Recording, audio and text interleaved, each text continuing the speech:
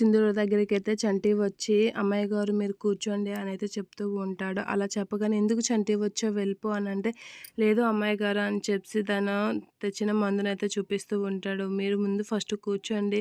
మీకు ఎంత పెద్ద దెబ్బ తగిలిందో తెలుసా" అని చెప్పి తనని మంచం మీద కూర్చోబెట్టి తన వెనక్కైతే తగిలిన దెబ్బ దగ్గరికైతే చంటి అలాగా కూర్చోబెట్టి మందైతే రాయడానికి వెళ్తూ ఉంటాడు. ఇక సింధూర అయితే, "ఎందుకు చంటి ఇదంతా చేస్తున్నావంటే" "నా కోసం మీరు చేశారు కదా అమ్మాయి గారు, ఆ మాత్రం నేను చేయలేనా" అని చెప్పి చంటి అయితే మాట్లాడుతూ సింధూర దెబ్బకైతే అలా మందు రాస్తూ ఉంటాడు. ఇక మంటకైతే సింధూర అబ్బా అని అంటూ ఉంటుంది. "అమ్మాయి గారు నొప్పిగా ఉందా?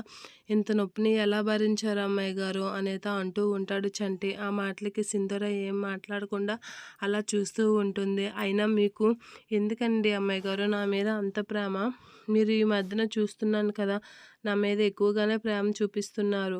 అయినా మీరు ఎందుకు అలా చేశారు" అనైతే చంటి అంటూ ఉంటాడు. ఆ మాటలకి సింధూర ఏం చేయలేక అలా కామ్గా ఉంటుంది.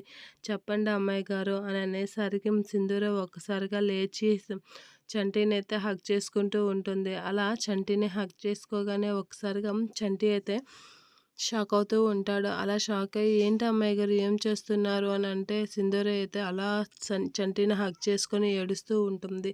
అలా ఏడుస్తున్న సింధూర దగ్గరికి అయితే చెంచలమ్మ అయితే పిలవడానికి వస్తూ ఉంటుంది. ఇక చంటిని హగ్ చేసుకోవడం సింధూర చెంచలమ్మ చూస్తుందా.